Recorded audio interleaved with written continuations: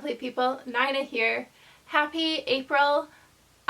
This week I decided that I would go through and do a little bit of a March wrap-up since April is now officially here and it's supposedly officially springtime, but yesterday we were dumped on by snow and there has been like 12 inches, maybe more. It was a lot, and it's thick and it's wet and it's heavy and there's so much snow. Maybe I'll put a picture here. There's so much snow, and so it doesn't feel like spring.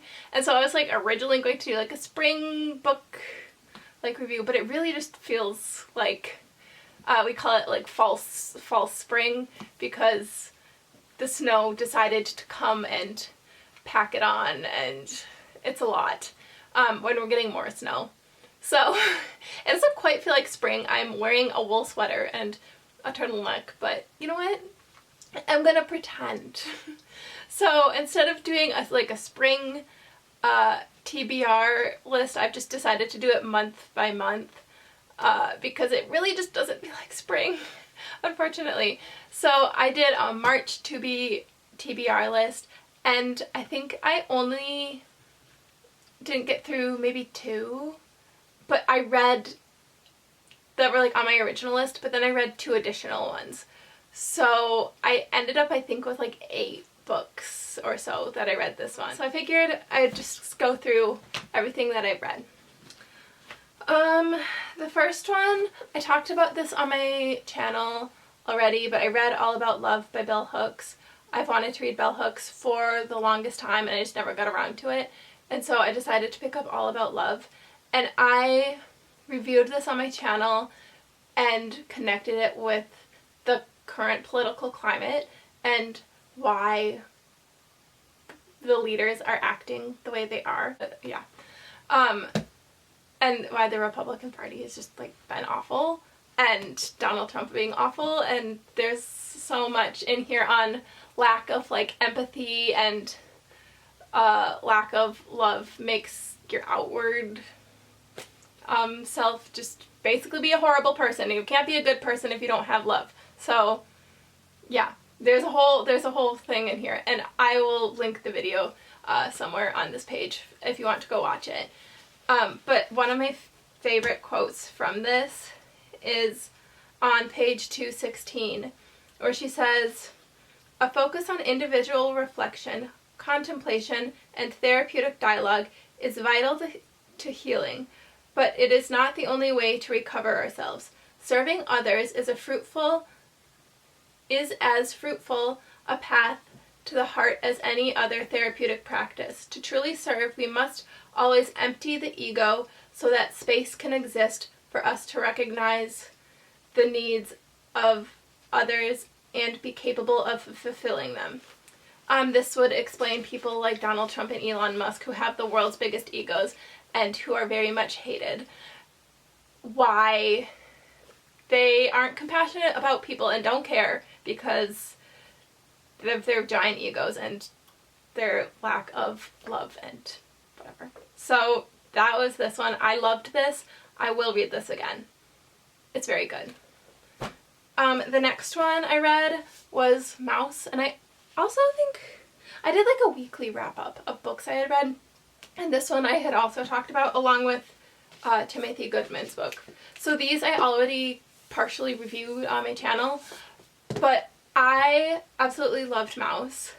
It is a graphic novel about Art Spiegelman, and he draws his visits with his dad, who is Jewish, and he asks him about his time like during the Holocaust and like what it was like essentially during that time, and his dad gives him like his whole backstory, and it flashes between the dad's like life and then current day.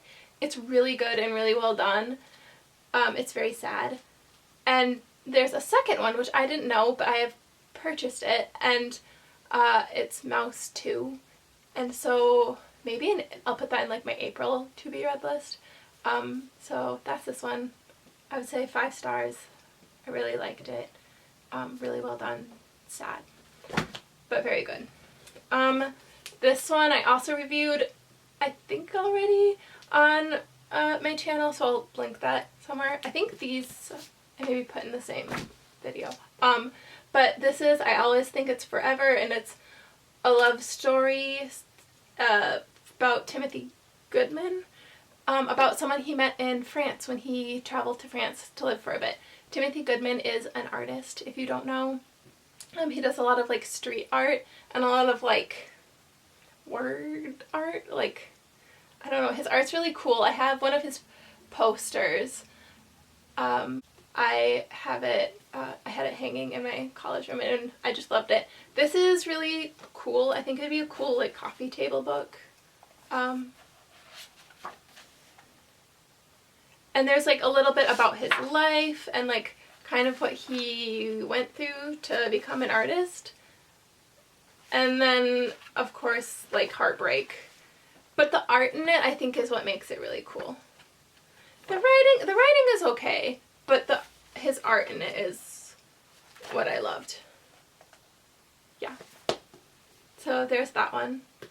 I love this. This is from The Strand too, so it's a signed copy, which I absolutely love. The next one I read, I feel like I should go in order, is Worldly Things by Michael Kelber Diggs. And this is a book of poetry that's essentially about being Black in America, and it takes place, like a lot of it, around George Floyd times and being in Minnesota. This is really, really good. I really liked this. My sister gave this to me, actually. I think she read it for class, and she had 2 copies of it. And so she was like, would you like a copy? Otherwise I can put a copy in the little library. And I was like, I would love a copy if you have an extra. And she was like, sure. So she gave me a copy and I read this. This was I had started Amanda Gorman's poems, and it was making me really sad because it was about COVID times and like the chaos of everything during COVID. And so it was taking me a little bit to get through. And it's a little bit longer. And I also forgot to bring it with me on my car trip. My family and I went on a road trip, and I forgot to bring it with me. And so I didn't have a poetry with me, and I was like, I need a new book to read. And she was like, here, take this. And so I ended up reading this poetry instead of finishing Amanda Gorman this month. I'll probably go back to that in like April. But I really loved this, and I think it was very beautifully well done and very beautifully written. And the last poem in this made me cry a lot. So if you have this at like your library or a local bookstore or what have you, I think you should read this because I absolutely loved it. 5 stars. Literally every book that I read this month, like 5 stars. So they've been so good. Yeah, not a miss. The next one I read was Swim Team, and this has so many awards. One of them is it was on the long list. It has so many awards, and so my younger sister was like, I checked it out from the library because I wanted to read it, and she was on the waiting list for forever to get it from the library, and she read it and she was like, it's so good. And then I don't remember what I was reading at the time, but I didn't have time to read it before it went back to the library.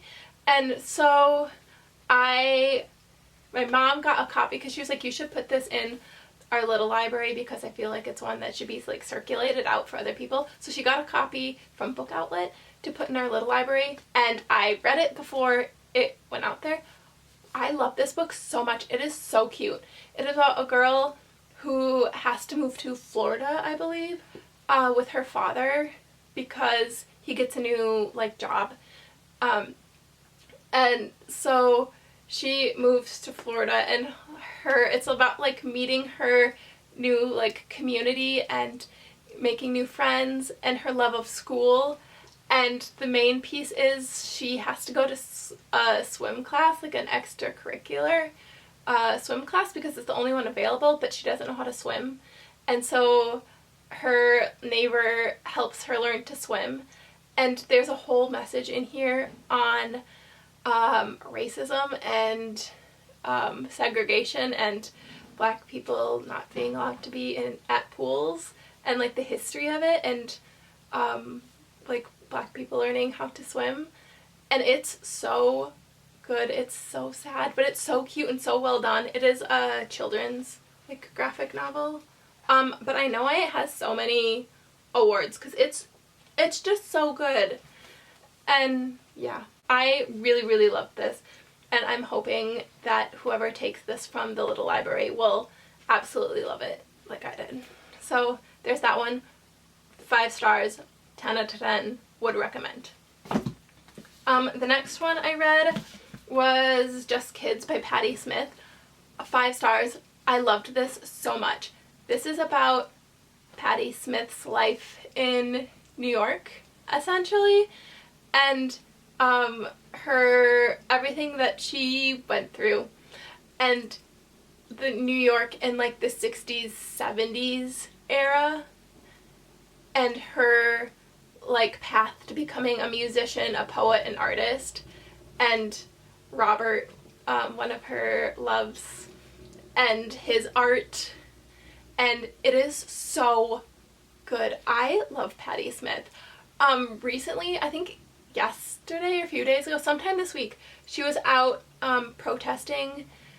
They want to shut down a park in New York and like close it, and she was out singing and protesting with everyone. She's just like and she's in her like 70s now, I think. She does the audiobook for this as well.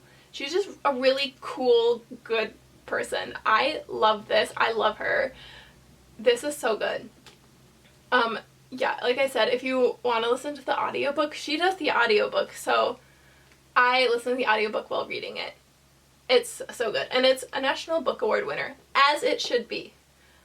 5 out of 5. Read this. Yes, correct. So good. This is the one that threw me off my TBR reading list game, because I had forgotten that this was coming out until my sisters were like, Nina, are you not going to read Sunrise on the Reaping with us? And I was like, oh yeah, that is correct. That does come out. So I had to scurry on down the day it was released to my local bookstore and pick this up. And I sat and read it. I paced myself. My younger sister read it in one sitting, and she was like, I do not recommend. It was a lot to take in. I paced myself and I read it in about 3 days, maybe like 2.5. This is my favorite book I think that I've read so far this year. I cried so much reading this, and I want to like read it again, but physically I don't know if like I'm like mentally able to like do that yet. This is so good. If you are a fan of the Hunger Games series, and you haven't picked this up yet to read, I would read this. This is my favorite one that she's written. It's so good, and I cried like a baby at the ending, so would recommend. I don't know anyone who hasn't cried reading this, and I've seen so many reviews. I don't want to, if you haven't read it, I don't want to spoil it, but the whole piece with like Lulu and the whole piece with his family, and it's just, and Lenore Dove, I Love You Like All Fire kills me. It kills me. This is so good. I loved this. 10 out of 10. This one also kind of made me go through like a little bit of a reading slump after I read it. I ended up finishing, luckily, like, I paused Patti Smith to start this so I could read it along with my sisters. So luckily I had like had a book already, so I didn't have to jump back into like something like brand new, so that was helpful. But had I not, then I don't know what I would have done, because I was so upset and like engrossed in this, and that this would have had me in a reading slump for like weeks had I not already started a book. So that. And then last is my current read. And I started Legendborn in March, and then I'm continuing to read it in April. I love this so far. I will let you know maybe even when I'm like halfway or done. It's quite long, so I'm going to be reading this for a minute. But I love this so far. I love a good bit of magic. And I feel like I need, well, I don't know if this is going to be lighter, but I feel like I need more of like a fantasy, is that what this is categorized under? I'm not sure, but magic-esque type book. That's what this is. So those are all the books that I read in March, and then Legendborn, which I'm currently reading, so from March to like April. I now have to configure what I want to read in April. Honestly, I might read, there's like, I have a book called A Winter in New York, and we have so much snow that might as well read it. Doesn't feel like spring yet, so might as well keep reading winter books. I don't know yet though what I want to read, so I'll have to go through my bookshelf and pick a few and then do an April TBR. So if you have recommendations for me too, leave them down in the comments below. I love you all. I hope you have a great weekend, and I will see you next Friday with a brand new video. Bye!